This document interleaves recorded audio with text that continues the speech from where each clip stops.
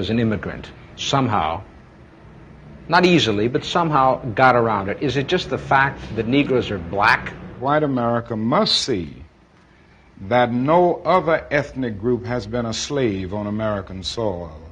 That is one thing that other immigrant groups haven't had to face.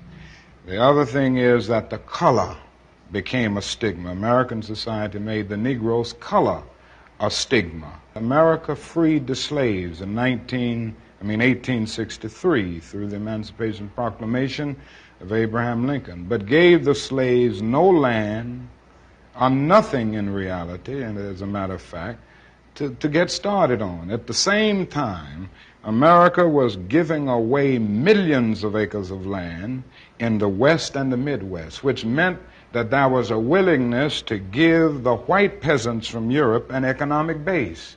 And yet it refused to give its black peasants from Africa, who came here involuntarily in chains and had worked free for 244 years, any kind of economic base. And so emancipation for the Negro was really freedom to hunger. It was freedom to the winds and rains of heaven. It was freedom without food to eat or land to cultivate, and therefore it was freedom and famine at the same time.